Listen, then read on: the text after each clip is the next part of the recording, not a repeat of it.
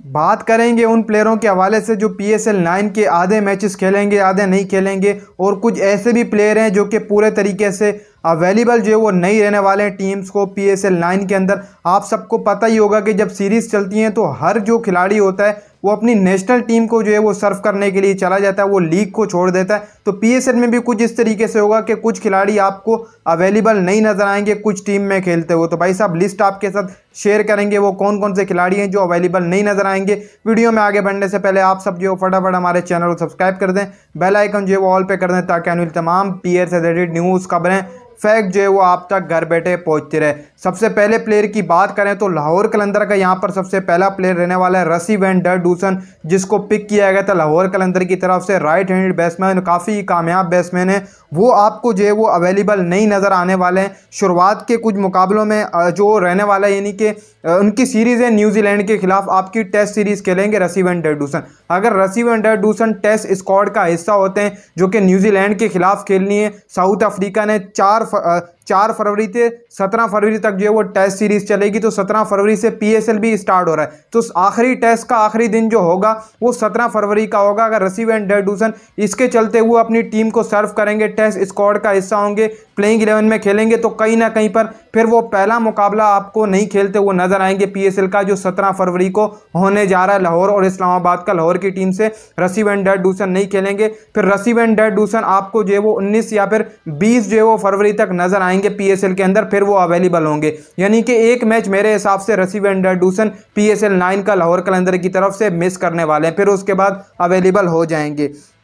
इसके अलावा जो दूसरा नाम हमारे पास मौजूद है वो है वनिंदु हसरंगा का। काफ़ी लोग पूछ भी रहे थे कि यार वनिंदु हसरंगा क्या अवेलेबल हैं या नहीं है, तो मैं आपको बता दूं तकरीबन जो है वो 2 फरवरी से आपकी जो वो 21 फरवरी तक अफगानिस्तान के खिलाफ इन्होंने जो वो सीरीज़ खेलनी है, जिसमें एक आध टेस्ट भी है, ODI भी है और फिर T20 भी है। तो हसरंगा T20 के वहाँ पर कैप्टन भी है, तो कहीं ना कहीं मेरे हिसाब से हसरंगा आपको जो है वो शुरुआती मुकाबलों में शायद दिखाई दें, फिर उसके बाद 21 फरवरी के बाद आपको PSL में नजर आए, यानी कि 22 से 23 फरवरी को हसरंगा यहाँ पर पहुँच जाएंगे। शुरुआती मुकाबलों में कोयटा को अवेलेबल नहीं होंगे हसरंगा, 22 या 23 फरवरी को पूरे तरीके से अवेलेबल हो जाएंगे। 21 जो है वो फरवरी को आखिरी T20 मुकाबला खेलेंगे हसरंगा अफगानिस्तान के खिलाफ, फिर उसके बाद वो पाकिस्तान पहुँचेंगे, जहाँ पर जो वो शुरुआती कुछ मुकाबले मिस करेंगे, यानी कि पहला या दूसरा मुकाबला कोयटा ग्लैडिएटर की तरफ से ये भी मिस करेंगे, फिर उसके बाद ये कोयटा की तरफ से खेलते हुए नजर आएंगे। तो इतनी परेशान होने की बात नहीं है, क्योंकि ये 1 या फिर 2 मुकाबला शायद कोयटा ग्लैडिएटर की तरफ से मिस करें हसरंगा, फिर उसके बाद पूरे तरीके से ये भी अवेलेबल रह जाएंगे। इसके अलावा तीसरे प्लेयर की बात करें तो अफगानिस्तान के नूर अहमद हैं, जिनको प्लाटिनियम कैटेगरी में जो है वो आपकी पिक किया गया था पिशावर ज़ल्मी की तरफ से। प्लाटिनियम कैटेगरी एक बड़ी कैटेगरी थी, वहाँ पर पिक किया था। तकरीबन इनकी भी सीरीज़ है आपकी जो है वो 18 फरवरी से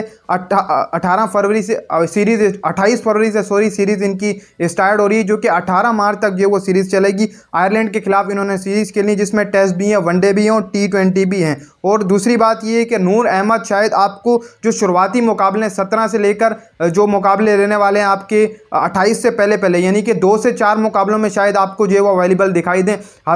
नूर अहमद जो है वो शुरुआत के शायद 3 मुकाबले ही खेल पाएँ, उसके बाद इनको अवेलेबल नहीं रहने वाले हैं नूर अहमद जो है वो पिशावर ज़ल्मी को। फिर नूर अहमद अपनी टीम को सर्व करने के लिए दुबई चले जाएंगे, जहां पर वो जो है वो 28 से 18 मार्च तक जो है वो सीरीज़ का हिस्सा रहने वाले हैं। यानी कि शुरुआती मुकाबले खाली नूर अहमद आपको अवेलेबल देखने को मिलेंगे पिशावर ज़ल्मी की तरफ से, 28 के बाद अवेलेबल नहीं होंगे नूर अहमद। इसके अलावा जो हमारे पास अगला नाम है वो है राशिद खान का। तो राशिद खान का भी किस्सा कुछ इस तरीके से, नूर अहमद की तरफ से वो भी सीरीज़ का हिस्सा होंगे, लेकिन वो इंजरी का शिकार हैं, तभी शायद वो इसी वजह से नहीं है। अगर वो फिट भी हो जाते हैं तो फिर उनकी सीरीज़ है, तो तभी वो भी शायद जो वो यही होगा। अगर राशिद खान अवेलेबल भी हो जाते हैं, यानी कि फिट हो जाते हैं, तो वो भी 28 फरवरी तक जो है वो खेलेंगे खाली PSL, फिर 28 के बाद वो भी चले जाएंगे आयरलैंड के खिलाफ जो सीरीज़ खेलनी है वहाँ पर अपनी टीम को सर्व करेंगे। इसके अलावा अगला नाम जो हमारे पास आ रहा है वो आ रहा है लुंगी नगीडी का। लुंगी नगीडी का भी कुछ इस तरीके से, जिस तरीके से रसी वैन डर डूसन का आएगा, लुंगी नगीडी टेस्ट स्क्वाड का ऐसा होते हैं, तो कहीं ना कहीं पर फिर 17 फरवरी के बाद यानी कि